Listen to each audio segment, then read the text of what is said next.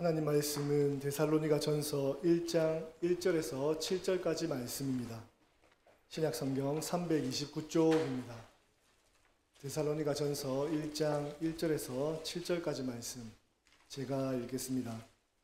바울과 실루아노와 디모데는 하나님 아버지와 주 예수 그리스도 안에 있는 데살로니가의 교회에 편지하노니 은혜와 평강이 너희에게 있을지어다. 우리가 너희 모두로 말미암아 항상 하나님께 감사하며 기도할 때 너희를 기억함은 너희의 믿음의 역사와 사랑의 수고와 우리 주 예수 그리스도에 대한 소망의 인내를 우리 하나님 아버지 앞에서 끊임없이 기억함이니 하나님의 사랑하심을 받은 형제들아 너희를 택하심을 아노라. 이는 우리 복음이 너희에게 말로만 이른 것이 아니라 또한 능력과 성령과 큰 확신으로 된 것임이라. 우리가 너희 가운데서 너희를 위하여 어떤 사람이 된 것은 너희가 아는 바와 같으니라. 또 너희는 많은 환난 가운데서 성령의 기쁨으로 말씀을 받아 우리와 주를 본받은 자가 되었으니 그러므로 너희가 마게도냐와 아가야에 있는 모든 믿는 자의 본이 되었느니라. 아멘. 담임 목사님 나오셔서 말씀 선포하시겠습니다. 오늘은 교회력으로 오순절로 21번째 주일입니다. 이 시간에 이 주일에 교회력으로 주신 말씀인 데살로니가전서 1장에서 말씀을 봉독을 했는데 말씀을 중심으로 해서 교회 설립의 달을 지나며 라는 제목으로 세 번째 설교 말씀을 드리겠습니다. 오늘 아침에는 오늘 본문 첫 절인 데살로니가전서 1장 1절을 우리가 한 목소리로 읽으면서 하나님의 말씀을 듣겠습니다. 데살로니가전서 1장 1절입니다. 바울과 실루아노와 디모데는 하나님 아버지와 주 예수 그리스도 안에 있는 데살로니가인의 교회에 편지하노니 은혜와 평강이 너희에게 있을지어다. 아멘. 지금 사도 바울은 데살로니가 교인들에게 편지를 하면서 당시의 그 편지 양식을 따라서 편지 첫머리에 문안 인사를 전하고 있습니다.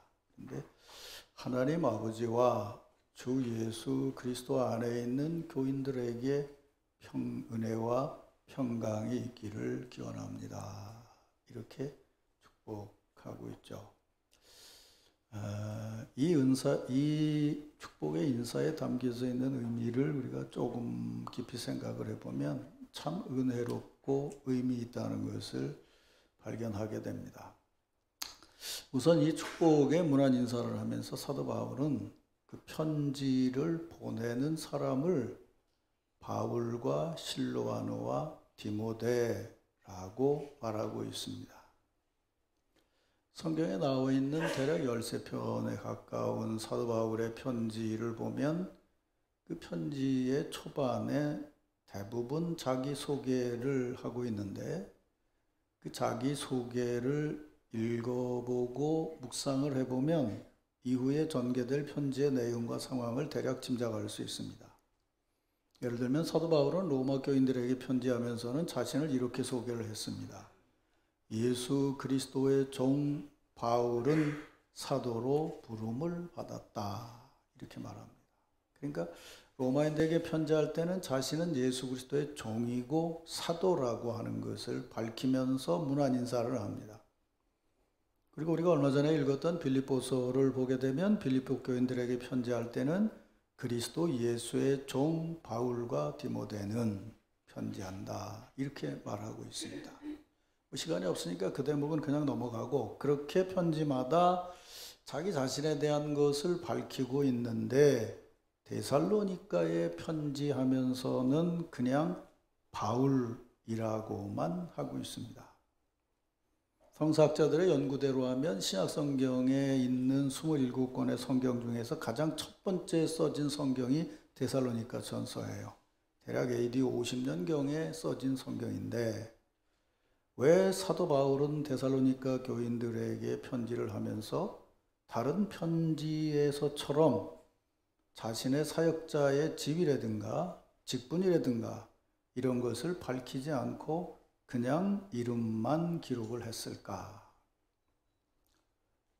자신을 밝히는 데는 그냥 이름만 기록을 하면서 뒤에 이어지는 편지를 받는 사람들인 데살로니가 교인들에 대해서는 하나님 아버지와 주 예수 그리스도 안에 있는 데살로니가인의 교회라고 해서 그들에 대해서는 분명하게 자리를 말하고 있는데 자신에 대해서는 그냥 바울이라고만 하고 있다는 거죠. 왜 그랬을까? 사도행전에 나오는 사도 바울의 데살로니가 전도와 또 오늘 본문에 이어지는 데살로니가 전서의 말씀을 읽어보게 되면 지금 편지를 쓰면서 사도 바울은 데살로니가 교인들에게 자신이 예수를 만나서 변화가 되고 사도가 되고 하나님의 종으로 부름을 받아서 사역하고 있는 사도라고 하는 것을 굳이 밝힐 필요가 없었던 것 같습니다. 빌립보서를 설교하면서 말씀드리듯이 빌립보 사역의 마지막에 그 귀신 들린 아이를 고쳐준 것 때문에 감옥에 갇혔다가 하나님의 은혜로 나오게 되어서 간수의 가정에서 세례를 베풀게 되었고 그 후에 바울 일행은 도망치듯이 빌립보를 떠나 했고 그리고 그 다음에 도착한 것이 데살로니가였어요. 그러니까 바울 일행은 그 데살로니가에 그렇게 도착을 해서 3주간 전도 사역을 했어요. 그러니까 데살로니가에는 빌립보와 달리 유대인의 회당이 있어서 안식일에 3번 데살로니가에 있는 회당에서 복음을 전했어요. 그랬더니 그 안식일에 참여한 사람들 중에서 경건한 헬라인과 귀부인들이 감동을 받고 복음을 영접해서 교인이 됐어요. 이걸 구분한다 그러면 유대인들이 변화된 것이 아니고 유대인이 아니지만 유대적인 신앙을 가지고 있었던 헬라인과 귀부인들이 복음을 영접하고 교인이 됐다는 거예요. 그런데 이렇게 그 데살로니가에서 3주간 전도를 할 때 사도 바울은 그 유럽이기 때문에 아시아적인 그런 그 미풍양속이 달라서 머무를 집도 없었고 또 돌봐줄 사람도 없었어요. 그래서 스스로 일하면서 복음을 전했죠. 그래서 데살로니가전서 2장 9절에 보면 형제들아 우리의 수고와 애쓴 것을 너희가 기억하리니 너희 아무에게도 폐를 끼치지 아니하려고 밤낮으로 일하면서 너희에게 하나님의 복음을 전하였노라 라고 말하고 있어요. 또 데살로니가전서 1장 5절에 보면 이는 우리의 복음이 너희에게 말로만 이른 것이 아니고 또한 능력과 성령과 큰 확신으로 된 것임이라 우리가 너희 가운데에서 너희를 위하여 어떤 사람이 된 것은 너희가 아는 바와 같다라고 말합니다. 이 말씀대로 얘기하면 사도 바울 일행이 데살로니가에서 복음을 전할 때에 밤낮으로 수고하고 애써서 일을 하면서 복음을 전했어요. 근데 그 복음을 전할 때에 그런 삶이 같이 담겨져 있기 때문인지는 모르겠지만 복음이 그냥 말로만 전파된 것이 아니고 성령의 역사로 능력 있게 전파되어서 그 말씀을 듣는 사람 중에 확신을 갖는 자들이 생겨지게 됐다는 거죠. 그래서 데살로니가 교인들은 지금 사도 바울 일행이 그곳에 와서 어떻게 복음을 전했고 또 그 복음의 역사가 어떤 능력으로 자기들에게 임했는지를 지금 이 편지를 받을 당시에도 그 감동이 생생하게 살아 있었다는 것이에요. 그런 영적인 감격과 능력이 생생하게 살아있기 때문에 사도 바울은 다른 교회에 편지를 하듯이 그러니까 어떤 교회는 자신의 사도성에 대해서 의심을 하고 있다든지 아니면 성도들끼리 어떤 갈등이 있다든지 그래서 그런 문제를 해결하기 위해서 편지를 쓸 때와는 전혀 다르게 굳이 자기 자신이 하나님의 종이라든지 예수 그리스도의 사도로서 이렇게 수고하고 애써 왔다라는 것을 밝힐 필요가 없었다는 거예요. 데살로니가 교인들에게는 바울이라고 말하면 그 이름과 더불어 그가 어떻게 일을 하고 어떻게 복음을 전하고 어떻게 우리에게 성령의 역사를 이루었는지를 지금 생생하게 기억하고 있었다는 것이에요. 그래서 이 편지를 쓰면서는 바울이 쓴다라는 말만 가지고도 사도 바울이 전한 복음의 역사가 생생하게 다시 살아날 수 있었다는 거죠. 그런데 그런 반면에 앞에서도 말씀드린 것처럼 사도 바울은 편지를 받는 데살로니가 교인들에 대해서는 하나님 아버지와 주 예수 그리스도 안에 있는 데살로니가인의 교회라고 그들이 있는 자리를 분명히 밝히고 있어요. 이렇게 말하는 이유는 분명합니다. 비록 3주간의 설교였지만 그들이 그 말씀을 듣고 변해서 지금 기독교인으로 신앙생활을 하고 있기 때문입니다. 사도행전 17장에 보면 바울 일행이 데살로니가에서 전도할 때 대략 야손이라는 사람의 집에 머물면서 아마 전도를 했던 것 같은데, 바울의 회당 전도 활동을 못마땅하게 여긴 유대인들이 불량배를 동원해서 바울이 가이사의 명을 어기고 다른 임금을 섬긴다고 시 당국에 고발을 하고 체포되었어요. 그때 야손과 몇 사람이 보석금을 내줘서 풀려나게 되었고, 그리고 그런 과격한 유대인들을 떠나서 피해서 데살로니가를 떠나서 베레아를 거쳐서 고린도에까지 이르게 됩니다. 고린도에 온 바울의 마음에는 오직 데살로니가인의 걱정뿐이었습니다. 3주간 3번 회당에서 복음을 전했고 그것을 듣고 예수를 믿게 된 데살로니가 교인들이 걱정이 될 수밖에 없었어요. 근데 이제 이 대목을 미리 말씀을 드리면, 제가 이번에 그 신학교 강의, 필리핀 강의 때문에 교리사를 쭉 읽어봤는데, 우리 생각엔 말이죠, 데살로니가인의 교회 그러면 적어도 우리 72년 전에 우리 교회만큼이나 작더라도 어떤 집에 따로 모여서 이렇게 예배를 드리는 것으로 생각하기가 쉬운데, 잘 생각해 보세요. 사도 바울이 어디서 복음을 전했냐면 회당에서 전했어요. 회당에서 전하는데 회당에서 유대교를 신봉하던 외국인들 중에 예수를 믿는 사람이 생겼다는 거죠. 무슨 말인가 하면, 이 당시 적어도 2세기 전까지는요, 회당하고 교회하고 장소적인 구분이 없었어요. 그러니까 회당에서 생활을 하고 회당하고 연관이 되어 있는데 기독교인이었다는 거죠. 그러니까 자연히 이 경제적인 활동이나 모든 것이 연관되어졌을 때 그 회당을 중심으로 해서 생활을 하는 유대교를 믿는 유대인들이 봤을 때는 자기들이 모이는 자리에 들어와서 다른 신앙을 가진 사람이 있는 거예요. 당연히 핍박을 받을 수밖에 없었던 거죠. 그래서 우리가 성지순례를 가보니까 옛날 요한이 세웠던 교회, 이런 교회를 찾으려면 그 가이드 하는 분이 그래요. 회당을 찾으면 된다. 그 회당이 나중에 교회가 됐다. 이렇게 설명을 하던데 그 말이 무슨 말인지를 못 알아들었어요. 근데 그래서 이 대목에 이렇게 말하는 거예요. 데살로니가 어디에 있는 교회라고 말하지 않고 하나님 아버지와 주 예수 그리스도 안에 있는 데살로니가인의 교회예요. 데살로니가 교회에 속한 신자들이라고 말하지 않고 데살로니가인들이 교회라는 거예요. 믿습니까, 여러분? 이게 바로 머리이신 예수 그리스도의 몸된 교회를 얘기하는 게, 초대교회는 건물이 아니었어요. 어디 있든지 예수를 믿는 사람들이 교회였어요.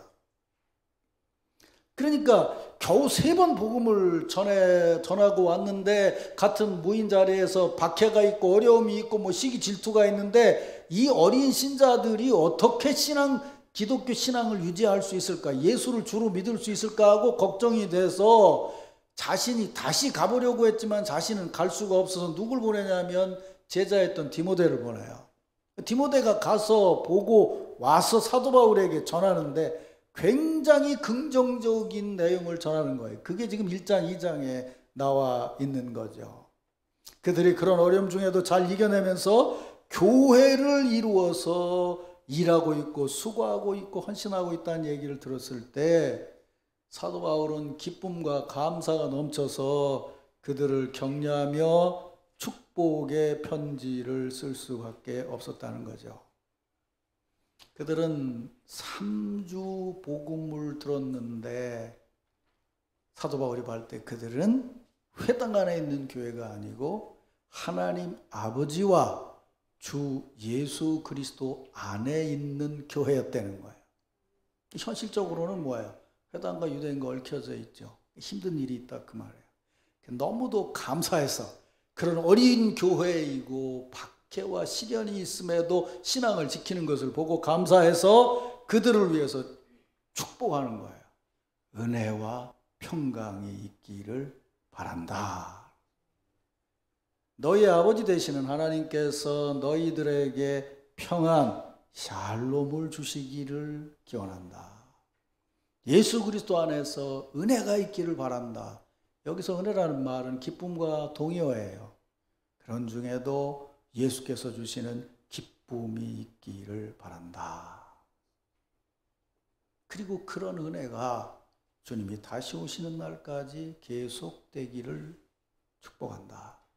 이것이 사도 바울이 데살로니가 전서를 쓰면서 첫 짧은 문안 인사에 담고 있는 자신의 신앙 고백이자 감사해요.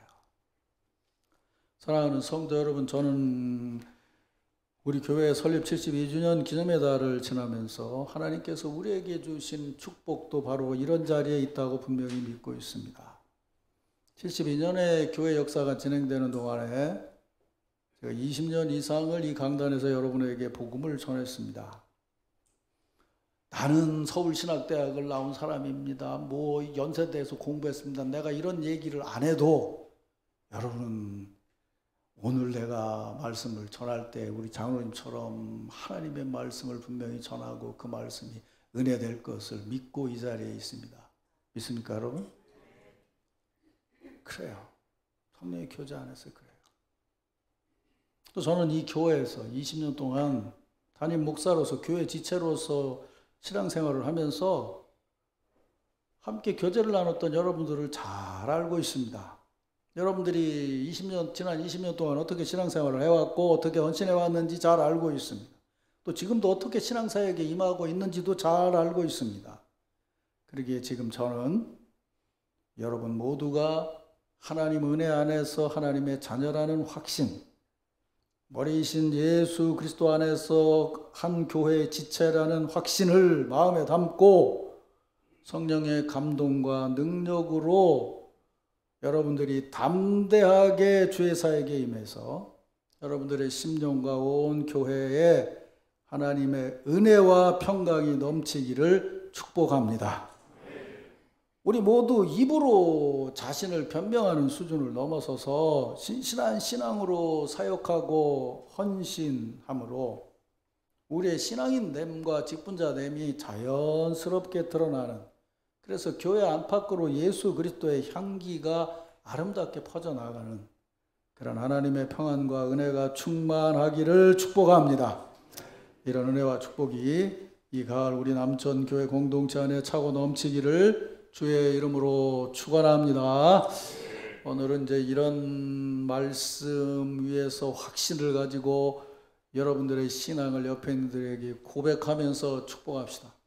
이런 거에 이렇게 사세요 라고 권면하는 것도 축복이지만 옆에 있는 사람한테 난 이렇게 살아가고 있습니다 라고 말하는 것이 간접적이지만 훨씬 더 귀한 축복이에요. 왜냐하면 앞에 건 권면이고 뒤에 건 스토리거든요. 이야기예요. 요즘 느끼는 거고 또 90년대 이후로 신학을 하는 사람들이 얘기를 하지만 신앙은 권면이나 이론으로 전파되는 것이 아니고 이야기로 전파된다는 거예요. 예수의 이야기를 듣고 감동을 받아요. 천지 창조의 이야기를 듣고 하나님의 은혜를 깨달아요. 그래서 여러분들이 고백하는 것 속에는 여러분의 얘기가 담겨져 있어요. 하나님께서 그 얘기 위에 축복하는 거예요. 오늘 아침에 이렇게 먼저 여러분의 얘기를 고백합시다. 지금 나는 하나님의 자녀로 삽니다. 이렇게 옆에 있는 분에게 고백하세요. 한 번 더 하겠습니다. 나는 지금 예수 안에서 교회로 일합니다. 이번에는 진짜 얼굴 표정을 바꾸고 인사해야 돼요. 나는 지금 하나님의 평강과 기쁨이 충만합니다. 이러면 안 돼요. 인사하세요. 나는 지금 하나님의 평강과 기쁨이 충만합니다. 늘 우리는 믿음 안에서는 기쁨과 은혜가 충만해야 됩니다. 그 이유, 매주일 말씀드리지만 이제 그 이유를 오늘 좀 생각을 해보죠. 이런 마음으로 오늘 본문에 나오는 그 사도 바울이 감사하고 기뻐하면서 축복하는 데살로니가 교인들의 신앙적인 모습을 조금 더 생각해 보려고 합니다. 문안 인사에 이어서 새 안식일 복음을 듣고 변해서 교회를 이룬 데살로니가 교인들의 모습을 보면서 사도 바울은 이렇게 말하고 있습니다. 데살로니가전서 1장 2절에 보면 우리가 너희 모두로 말미암아 항상 하나님께 감사하며 기도할 때 너희를 기억하면 너희 믿음의 역사와 사랑의 수고와 우리 주 예수 그리스도에 대한 소망의 인내를 우리 하나님 아버지 앞에서 끊임없이 기억함이라. 디모데의 보고를 듣고 감동을 받아서 사도 바울은 지금 그 감사의 마음을 이렇게 표현하고 있어요. 사도 바울은 나는 기도할 때마다 너희를 떠올리면서 기억하고 하나님 앞에 감사하고 있다. 기도할 때마다 너희가 믿음으로 역사하고 사랑으로 수고하고 예수 그리스도에 대한 소망을 인내심으로 이어가고 있음을, 이런 말씀을 들으면서 우리는 성령의 감동으로 그걸 들어야죠. 그래, 난 믿음으로 일해야지. 그래, 나는 사랑으로 수고해야지. 경쟁이 아니고. 그리고 여러 가지 조건과 상황이 어려워도 주님 다시 오시는 날 온전히 모든 것이 완성될 것을 믿으면서 참고 인내하면서 일해야지. 내가 그렇게 일하고 있다면 하나님 아버지 앞에서 내가 드러내려고 하지 않아도 모든 성도들이 기억하며 함께 기도하고 있겠지. 하나님 말씀 그렇게 들어야 돼요. 이건 네 얘기고 이건 나다 이렇게 생각하면 안 돼요. 그게 무슨 말이냐면 사도 바울의 문안 인사에 이어지는 감사는 막연한 신학적인 이론과 기대도 아니고 진공 상태에서 그냥 하는 이론적인 글도 아니에요. 그들이 지금 신앙생활을 하면서 앞에 말씀드린 대로 회당에서 더부살이를 하면서 살아가는데 기독교인으로서 믿음을 가지고 역사하고 있고 사랑으로 수고하고 있고 인내심을 가지고 소망을 가지고 살아가고 있다는 거예요. 그 지금 살아가고 있는 그 환경, 그 상황 속에서 실제로 그들이 보여주고 있는 모습을 보면서 실제로 생생하게 감사하고 기도하고 있다는 거예요. 그것을 디모데전서 1장 6절에서 사도 바울은 이렇게 말하죠. 너희는 많은 환난 가운데서 성령의 기쁨으로 말씀을 받아 우리와 주를 본받는 자가 되었으니 그러므로 너희가 마케도냐와 아가야에 있는 모든 믿는 자들의 본이 되었느니라. 여러 번 말씀드린데 사도 바울 일행이 데살로니가에서 복음을 전한 것은 단지 3주간 뿐이었어요. 그러면 우리 상식으로 생각을 해보자고요. 3주간 내내 하루도 빼지 않고 복음을 듣고 배웠다고 한들 3주간이에요. 아니 논산훈련소도 4주간을 훈련하는데 우리 때는 6주를 했고 3주간 해가지고 무슨 엄청난 변화와 확신이 생길 수 있었겠냐고요. 물론 요즘에 행동과학에서는 이렇게 얘기를 합니다. 한 사람의 행동이 변화되려면 3주간의 훈련이 필요하다 그렇게 얘기를 해요. 그러니까 밤에 늦게 자고 아침에 늦게 일어나는 아이가 아침에 일찍 일어나고 밤에 일찍 자는 훈련 그 습관이 들려면 3주 동안을 계속 훈련을 해야 된다는 거예요. 3주 동안을 계속 훈련을 하면 그렇게 변할 수 있다는 거예요. 그러면 데살로니가 교인들이 3주 동안 복음을 들었기 때문에 그렇게 변했다고 얘기할 수 있나요? 아니에요. 왜 아니냐면 3주 동안 설교를 했는데 3주에 안식일에 설교를 했는데 그 3번 설교를 하는 동안에 그 사람들이 변한 거지 사도 바울이 설교를 시작하자마자 땡 하고 변해서 3주간 동안 변한 훈련을 쌓은 것이 아니다 그 말이에요. 무슨 말씀인지 알아들으시겠죠? 근데 그렇게 해서 내버려둬도 어떻게 될지 모르는데 거기에 옆에 있는 사람들에게서 박해와 괴롭힘이 있었다는 거예요. 그러니까 무슨 얘기냐면 밤에 일찍 자려고 그러는데 야, 너 자지만 마. 자면 안 돼. 계속 깨우는 사람이 있었다는 거예요. 그런데도 여전히 아침에 일찍 일어나고 저녁에 일찍 자고 이런 훈련이 새로워질 수 있었다는 거예요. 이 사도 바울이 보는 것뿐만 아니라 우리가 보기에도 놀랍지 않아요? 솔직히 말하면 우리 지금 강단에서 전하는 설교를 얼마나 많이 들었어요. 내가 전한 것도 20년을 전했는데 3주일인데 그렇게 변할 수 있냐고요. 인간의 지식이나 과학이나 이론은 불가능한 거예요. 그래서 사도 바울 뭐라고 얘기를 해요? 데살로니가 전서 1장 5절에서 이는 우리 복음이 너희에게 말로만 이른 것이 아니라 능력과 성령과 큰 확신으로 된 것이니라. 6절에서 또 이렇게 말해요. 많은 환난 가운데서 성령의 기쁨으로 말씀을 받아 우리와 주를 본받는 자가 되었느니라. 이거 아멘 크게 나와야 돼요. 그러니까 사도 바울이 봤을 때 이 데살로니가인의 변화는 물론 아직 신학적으로 이 당시에 온전히 지금 우리가 믿고 있는 신앙 고백처럼 뭐 사도신경이라든지 이런 것처럼 조직적인 신앙 고백은 아니에요. 그러나 분명한 것은 뭐냐면 성령의 능력과 성령의 기쁨으로 말씀을 받아서 그렇게 된 것이라는 거예요. 그럼 이 대목에 있는 걸 쭉 정리를 해보잖아요. 그러면 제가 여러분들에게 요즘 매 주일마다 직접적이든 간접적으로든 강조하고 있는 그런 내용이 그대로 담겨져 있어요. 그건 뭐냐면 우리의 신앙의 변화는 삼위일체이신 하나님께로부터 오는 것이다. 하나님께로부터 오는 것이다. 이 말이 굉장히 중요해요. 하나님의 은혜, 주로 살아계신 예수 그리스도의 말씀, 영으로 교제하시는 성령의 역사, 이 삼위일체 하나님이 우리를 친밀한 교제 안에서 사로잡고 계신다는 거예요. 이 교제는 우리의 지식이 상식이나 우리 차원의 것으로는 도저히 이해가 안 되는 거예요. 그러니까 이렇게 생각하시면 안 돼요.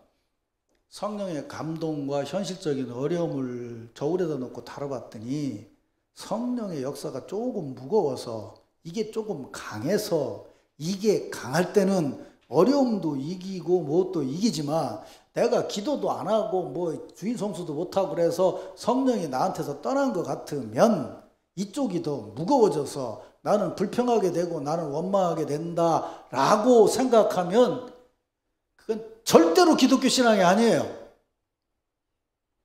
하나님은 전능하신 분이세요. 우리의 지식과 상식을 넘어서는 자리에서 역사하는 거예요. 우리의 상식으로는 현실이 좋으냐 어려우냐 힘드냐 쉬우냐를 가지고 우리 삶을 좌우해요. 그러면서 그 능력의 눈으로 하나님을 보려고 해요. 착각하지 마세요. 하나님은 그런 분이 아니셔요. 우리의 능력을 넘어서서 역사하고 있는 거예요. 사도 바울은 지금 데살로니가 교인들에게서 그걸 보고 있는 거예요. 3주 3번 설교인데 어떻게 바뀌어줄 수 있냐는 거예요. 이건 하나님의 역사라는 거예요. 하나님의 역사라는 거예요. 하나님을 믿는 믿음의 역사라는 거예요. 하나님의 사랑을 받아서 변화된 사랑의 수고라는 거예요. 하나님 나라의 임재가 지금 내게 와 있어서 그것을 바라보는 소망이 오늘 여기 살아있어서 여전히 참아갈 수 있는 믿음이라는 거예요. 이것이 우리가 지금 다시 살려야 될 바른 신앙의 자리예요. 삼위일체 하나님의 역사가 내가 보기엔 내능력으로는 도저히 감당할 수 있는 어려움이 있었지만 하나님의 역사이기 때문에 하나님의 섬김이시기 때문에 하나님의 은혜이기 때문에 그것을 넘어설 수 있도록 데살로니가 교인들에게 역사했다는 거예요. 그것이 교회 설립 70주년을 지나는 우리들에게 주시는 하나님의 은혜와 축복인 것이죠. 스탠리 하우바스 지난주엔가도 잠시 말씀드렸는데 이런 얘기를 해요. 그분은 교회에 대해서 오늘의 시대의 교회에 대해서 이야기를 하면서 교회는 절대로 동정과 긍휼을 베푸는 마음으로 세워지는 것이 아니다 이렇게 말해요. 난 처음엔 이해가 되질 않았어요. 교회의 근본적인 목적은 선교이고 선교라고 하는 것은 동정과 긍휼을 베푸는 것이 교회의 자리인데 어떻게 교회가 동정과 긍휼을 베푸는 것으로 세워지지 않느냐라고 생각하고 의심하게 됐어요. 근데 교회는 동정과 긍휼로 세워지는 것이 아닙니다. 아셔야 되는 것은 뭐냐면 동정과 긍휼로 교회가 세워진다라고 하면요, 교회는 둘로 갈라지게 돼요. 동정을 베푸는 사람과 동정을 받는 사람이 갈라지게 돼요. 동정을 받는 사람들에서도 갈라지게 돼요. 그 갈라진 역사의 현장이 뭐예요? 초대교회에 구제할 때 헬라파 과부들이 불평했다는 거죠. 그것 때문에 말씀의 전파도 문제가 생겼다는 거죠. 그래서 사도들이 어떻게 해요? 들어가서 그 문제를 해결하려고 하는 것이 아니고 그것을 넘어서요, 말씀으로 귀한 일을 시작했어요. 이 문제가 해결이 됐어요. 한국의 교회는요, 저도 그렇고 여러분도 그렇고 솔직히 말하면 동정과 긍휼의 토양에서 우리가 성장해 왔어요. 우리 할머니, 우리의 3대, 4대 신앙생활 하신 분들의 기도는 뭐였냐면 일제 압제도 있었고 6.25도 있었고 어려움도 있었기 때문에 하나님 우리에게 긍휼을 베풀어 주십시오 라고 얘기하는데 그 긍휼의 중심은 뭐였냐면 물질이었어요. 그래서 그분들의 기도 때문에 우리가 잘 살게 된 것도 있어요. 그러나 만약 그 기도의 방향이 그렇게 우리에게 베풀어 주는 것만 주시는 것이 된다면 예수께서 말씀하신 내 십자가를 지고 나를 따르라는 말씀은 언제 어떻게 우리가 받아들일 수 있는데요? 십자가를 생각하면 긍휼과 자비는 받지 못한 사람이 돼요. 근데 하나님의 사랑은 십자가를 통해서 온전히 이루어졌어요. 그래서 스탠리 하우버스는 뭐라고 얘기했냐면 교회는 동정과 긍휼로 세워지는 것이 아니라 연단과 훈련으로 세워진다. 만약 우리가 내가 뭘 주는 거라고 생각하면요, 그것 따라 우리의 상황은 많이 달라지게 돼요. 지금 제일 어려운 게 선교사들이잖아요. 코로나 때문에 교회들이 어려워지니까 제일 먼저 끊어지는 게 뭐예요? 해외 선교죠.